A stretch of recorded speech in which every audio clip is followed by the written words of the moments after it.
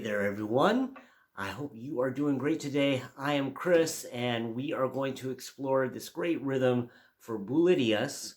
And this is meant for the beginner to add the first three chords in COMPÁS. So get your guitars, get ready. We're going to go through this. As always, this video lesson is brought to you by my amazing and lovely Patreon subscribers. And for all of you that are doing that, I am going to provide a bonus lesson on Patreon. So head on over there. Thank you all so much. All right. So this lesson is, again, for beginners. Hopefully you have this first of three chords. So we're going to go through two additional chords. But just in case you don't have this first chord, it's an A major chord.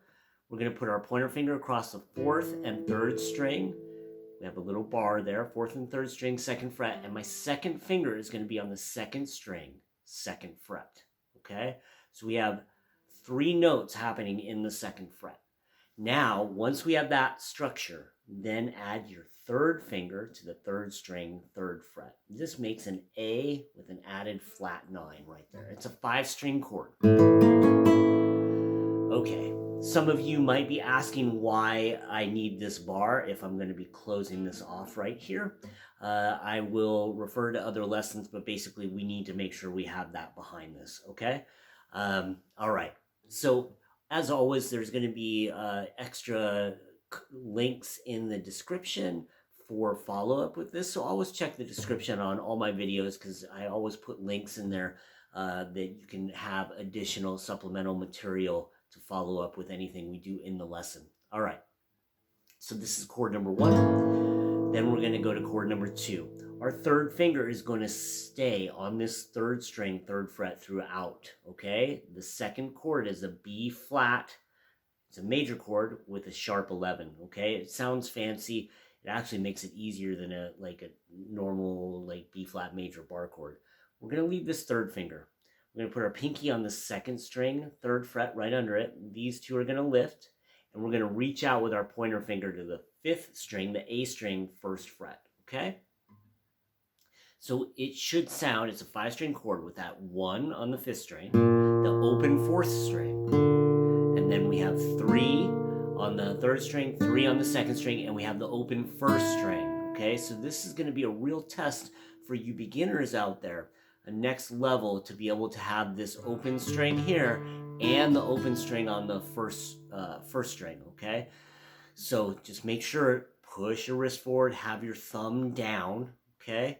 It should be pointing straight up, it should be flat, and it should be about at the midline of the neck, okay?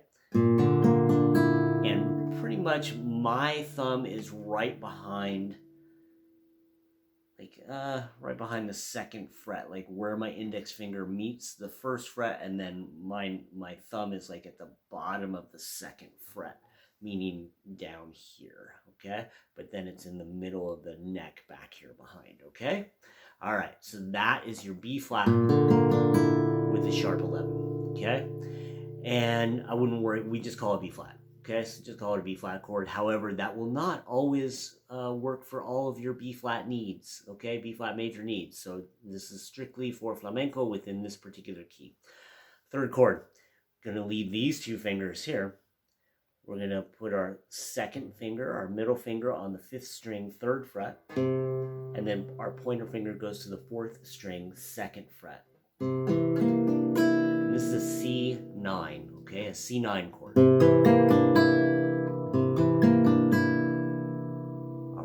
And then we're going to go back to that B flat. So our pointer finger goes back up here and goes back to the A. So that's it. Those three chords. This particular pattern, as a lot of my beginner patterns, it's not really a pattern that I would actually use in flamenco. Parts of it, yes.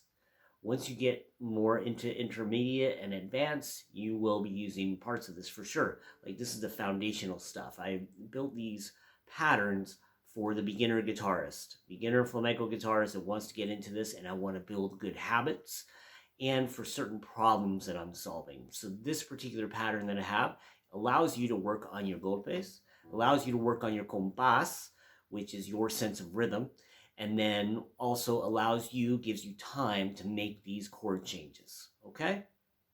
So that's what this is for, okay? So we're gonna go, Bulerías starts on 12, and so generally, okay, we have to start somewhere. This gets way more advanced, just like pretty much everything. You can go in lots of deeper levels. But right now, as a beginner, let's say Bulerías starts on 12. We're going to start it on 12 here for this pattern, for sure, okay? And the accents are going to be on 3, 6, 8, and 10, and those are going to be where our chord changes happen. We have 12, then we go the B flat on 3, 4, 5, 6 on the C9, 7, 8. You have less time to get back to that B flat. 9, 10. All right. Let's do that again. 12, 1, 2, 3, 4, 5, 6, 7, 8, 9, 10, 11, 12, 1, 2, 3, 4, 5, 6, 7, 8, 9, 10, 11, 12. What I am doing right there is you should be able to do that. I highly recommend you, yes, take the time. I am talking to you. Yes, I am talking to you. Take the time to count and play that. If you cannot count and play it that fast, then go slower. And I would encourage you, and I would submit to you that your brain needs to know that you can do it. And it doesn't matter how slow you do it, but it needs that success. So, if you have to count it, 12, 1, 2, 3, yeah, that slow or even slower, it's okay. But you need to be able to get through it all, counting with the chord changes in the right place, okay? For those of you who are struggling, like with a chord change, this might be like where you take that chord change aside and go, okay, I need to spend time just working that. We're gonna like maybe A to the B flat, okay? So just work that. Don't work it within the compás, within this rhythm cycle. Just work this, okay? I want to like talk a little bit about that chord transition process. Really try to keep that third finger down. If you find yourself lifting that third finger and replacing it, that is a lack of efficiency. It requires more independence and more dexterity to keep it down at first, but it will make your life easier later. So remember that your fingers, your hand wants to work as a happy family, okay? They all want to be open or they all want to be closed at first. It takes a lot of training to have them work independently, okay? So just give yourself a little grace and go, okay, cool. And sometimes I would recommend, I tell my students this all the time, that bring that other hand in place to help, okay? Keep it down, like train it. It's kind of like a spotter, yeah? Use your other hand as a spotter. Go, okay, you got to stay down while your other fingers move. And then put pressure a little bit less, just touch it, remind it, and then see if it can do it on its own. If it can't, then try it again, okay? All right. So do that with any chord transition anytime that happens in the future, okay? All right, so we have that A with an added flat 9 to the B flat with the sharp 11, C9, B flat, sharp 11, and A. I'm just going to call them A, B flat, and C from now on, okay? All right, so now we are going to work on putting this in rhythm again, but now, before I was just kind of strumming them through with the thumb, just lightly, yeah? Now we're going to add this index finger down strum, okay? We're going to add the golpe, okay? So that's another whole complicated, I call it a compound technique, okay? Because we're doing one thing and then another thing. We're combining, okay? So I have a lesson on that. I will hopefully have a link up here somewhere, and if not, it will be in the description, okay? So we're going to do that on the first A. 12, 1, 2. 12, 1, 2. We're going to do golpes, okay? Golpes without any strum. So we're going to go 12, and these are basically our timekeepers. 1, 2, and then we're going to do that B flat on 3, 4, 5, and then 6 with the C, 7, and then we got to hit this back on the 8, and then we're going to not do a golpe on 9. On 9, we're going to switch early to the A. So the A is going to go, the A with the flat 9 is going to go on beat 9, because we're going to do a rasgueado. We're anticipating the 10, okay? And we're doing this rasgueado, and we're going to go A, M, I, and then an I up. We're going ring, middle, index, and then index up. Ring, middle, index, index up. So put these 3 fingers in, leave your pinky out. Ring, middle, index, index up. So the ring, middle, index is within the 9th beat. It's a triplet, 9 and up. Triplet, triplet, triplet, 9 and up, 9 and up. And then the up of the index lands on beat 10. So I'm going to say 7, 8, and we're going to try this rasgueado, okay? 7, 8, 9, and a 10. Let's do that again. 7, 8, 9, and a 10. One more time. 7, 8, 9, and a 10. All right, we really want to work on that clear triplet sound, and that this lands on 10. Then we're going to do a golpe on 11, and then we're at the repeat point, okay? So I have like 20 different lessons on Bulerías. I suggest you watch them all so you really understand Bulerías. I have a course that you can check out too, a separate course. So after that, if you want more detail and more foundation, okay? So that is the pattern.